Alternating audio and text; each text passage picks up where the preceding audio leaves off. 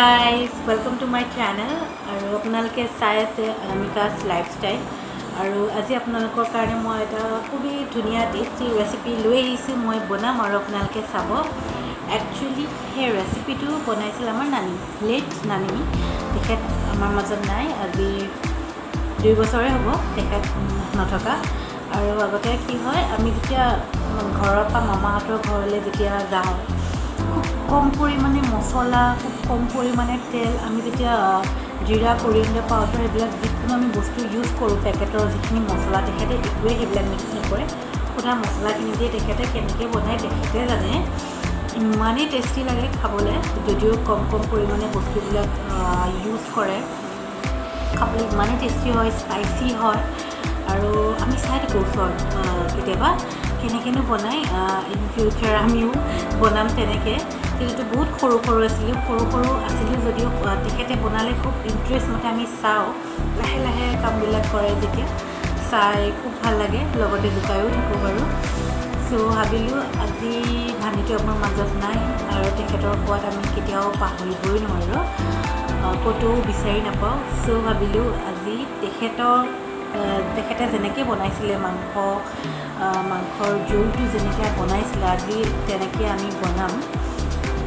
মই বনাম তাতে অলপমান মোৰ আইডিয়া কিছুমানো মই তাতে এড কৰি দিম মানে নানীৰ আইডিয়া প্লাছ মোৰ আইডিয়া দুটা এড কৰি কেনে আজি চিকেন কাৰী বনাম আপোনালোকে চাব একেবাৰে গাঁৱলীয়া ষ্টাইলত আৰু আশা কৰিছোঁ আপোনালোকে ভিডিঅ'টো চাই ভাল পাব আৰু যিসকলে মোৰ চেনেলটো ছাবস্ক্ৰাইব কৰা নাই আপোনালোকে ছাবস্ক্ৰাইব কৰি দিয়ক আৰু লগতে বেল আইকনটো দবাই দিব আৰু যদি শেষত মোৰ ভিডিঅ'টো চাই ভাল লাগিল তেনেহ'লে লাইক কমেণ্ট আৰু শ্বেয়াৰ কৰি দিব আপোনালোকৰ ফ্ৰেণ্ডছবিলাকলৈ তেনেহ'লে আহক আজি ভিডিঅ'টো আৰম্ভ কৰোঁ আৰু মই ইয়াতে কৈ দিছোঁ মই একেবাৰে পাৰফেক্ট কুক নহয় কিছুমান খেলি মেলি মোৰ হৈ যাব পাৰে তাতে যাতে আপোনালোকে ভুল নধৰে কাৰণ প্ৰত্যেকৰ এটা বনোৱা নিজৰ এটা ৱে থাকে চ' মই যেনেকৈ বনাওঁ ঘৰত তেনেকৈ বনাওঁ আৰু আপোনালোকে কিবা ভুল দেখিলে যাতে ক্ষমা কৰি দিয়ে তেনেহ'লে আহক আজি ভিডিঅ'টো আজি বনাব গৈ আছোঁ টেষ্টি চিকেন কাৰী আপোনালোকে চাই থাকিব পোনপ্ৰথমে তেলখিনি গৰম হ'ব দিলোঁ গৰম হোৱাৰ পাছত তাতে দুটা পিঁয়াজ মই কাটি দিলোঁ আৰু এনেকৈ মিডিয়াম ফ্লেমত ভাজি থাকিলোঁ আৰু আপোনালোকে এটা কথা ধ্যান ৰাখিব পিঁয়াজখিনি একেবাৰে জ্বলি যাব নিদিব নহ'লে খাবলৈ খুব বেয়া লাগিব সেইকাৰণে অলপ মিডিয়াম ফ্লেমত পিঁয়াজখিনি গল্ডেন ব্ৰাউন নোহোৱালৈকে ভাজি থাকিব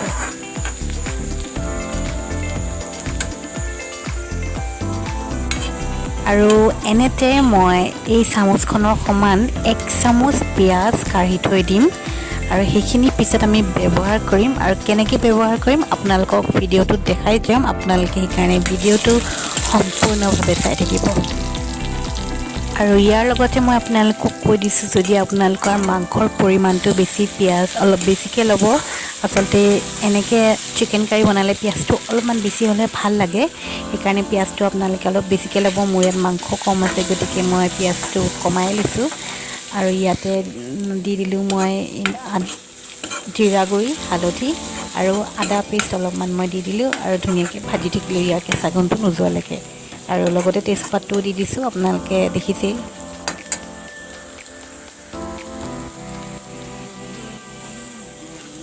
আৰু ইয়াত তেলখিনি ছেপাৰেট হ'ব ধৰিছে আৰু তাৰ পাছতে মই দি দিলোঁ এই মাংস আলু লগতে একেলগে দিলোঁ কাৰণ ইয়াৰ ব্ৰইলাৰ সিজাত বেছি টাইম নালাগে আলুটো দেৰিকৈ দিলে কেঁচা হৈ থাকিব সেইকাৰণে এতিয়াই দি দিওঁ ধুনীয়াকৈ সিজি যাব আপোনালোকে দেখিছেই মই বেছি মাংস লোৱা নাই 2জন মানুহে খাব পৰা মাংস লৈছোঁ আৰু আপোনালোকে বেছিকৈ ল'ব বেছিকৈ মাংস ল'লে অলপ পৰিমাণটো বস্তু অলপ বেছিকৈ বঢ়াই দিব পিঁয়াজৰ পৰিমাণ বঢ়াই দিব আদাৰ পৰিমাণ বঢ়াই দিব আপোনালোকেতো যেনেকৈ মাংস বনাব তেনেকৈ দিব কিন্তু ইয়াত এটা বস্তু মই ইয়াতে আদা নহৰু ইমান বেছিকৈও দিয়া নাই একদম কম পৰিমাণে দিছোঁ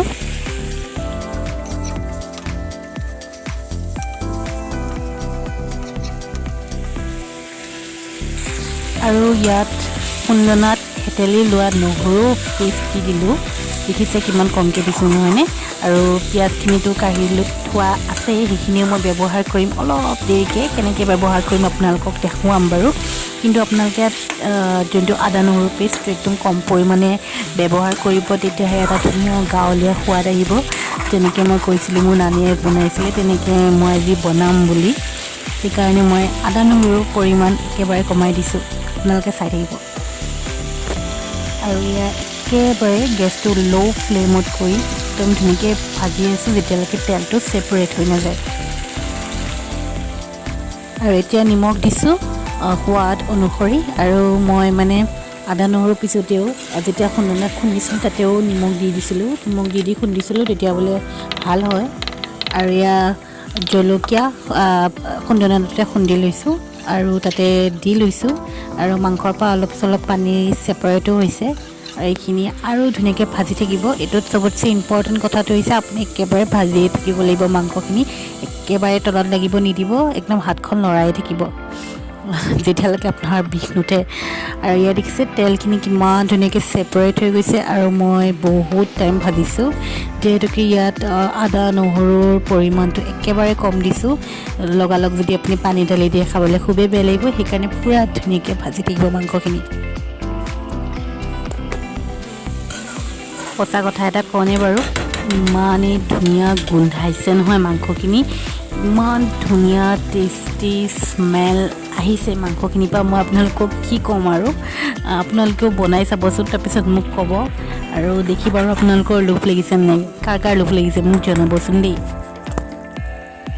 আৰু ভালদৰে মাংসখিনি ভাজি হোৱাৰ পাছত ইয়াতে দি দিলোঁ 1 কাপ পানী।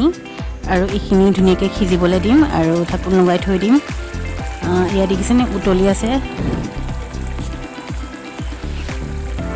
ইয়াত পানীৰ উতল আহি আছে। আৰু এতিয়া আমি তেতিয়া যে ফ্ৰাই কৰি লৈছিলোঁ পিঁয়াজখিনি, তেলত ভাজা পিঁয়াজখিনি আমি এতিয়া ইয়াতে ব্যৱহাৰ কৰি দিম, যেতিয়া পানী দিছোঁ তাৰ উতল অহাৰ পাছত। আৰু এইখিনি এতিয়া অলপ টাইম ঢাকোন লগাই থৈ দিম। আৰু এয়া ঢাকোনখন উল্টাই এয়া দেখিছেনে পানী অলপ চলপ শুহি লৈছে। আৰু মাংসখিনিও লাহে লাহে সিজি গৈছে, আলুখিনিও সিজি গৈছে, 80% মান সিজি গৈছে। আৰু এতিয়া আমি জোলখিনি যিমান ডাঠ কৰিব বিচাৰোঁ, যিমান গ্ৰেভি কৰিব বিচাৰোঁ, সিমান আপোনালোকে যিমান জোল খায়, যদি আপোনালোকে পানী বেছিকৈ দিব, আপোনালোকে যেনেকৈ বিচাৰে। মই অৱশ্যে অলপমান জুলীয়া কৰিম, সেইকাৰণে মই অলপমান পানী দি দিছোঁ ইয়াতে। আৰু সেইখিনি অলপ আৰু ভালকৈ সিজিব দিম। আৰু পিঁয়াজটো এনেকৈ দিলে খাবলৈ বহুত ধুনীয়া লাগে। আৰু ইয়াত ধুনীয়া গোন্ধ অহাৰ ৰাজটো এইটোৱে যে আমি গোটেইখিনি বস্তু আদা নহৰু জলকীয়া গোটেইখিনি খুন্দনাতে পিচিছোঁ, একেবাৰে মিক্সিত ব্যৱহাৰ কৰা নাই। আৰু এয়া টেষ্টি চিকেন কাৰী আপোনালোকৰ সন্মুখত, আপোনালোকে চাবহে পাৰিব, পিছে মইহে টেষ্ট কৰি আপোনালোকক ক'ম কেনেকুৱা হৈছে।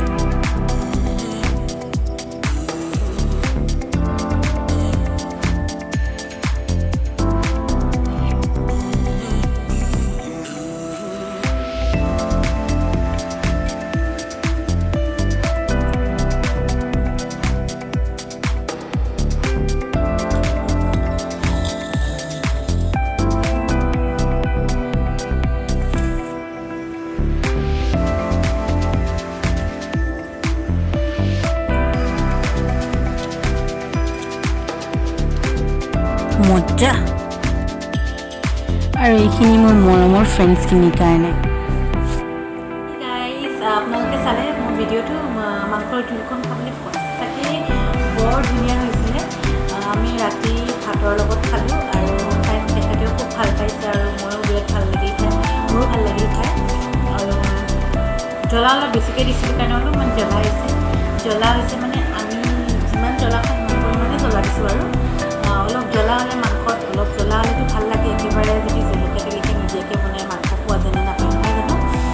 তথাপিও আমি ইমান জ্বলা নাখাওঁ, কিন্তু অলপমান দি চালোঁ সেইদিনা, কিন্তু বেয়া লগা নাই, খাই ভাল লাগিছে। কিন্তু এই তৰকাৰীখন যদি আমি ঠাণ্ডা দিনত বনোৱা হ'লে আৰু বেছি ভাল লাগিলে হয়, কিন্তু গৰম দিনততো বেছি জ্বলা খাব নোৱাৰি ন। তথাপিও খালোঁ, ভাল লাগিলে।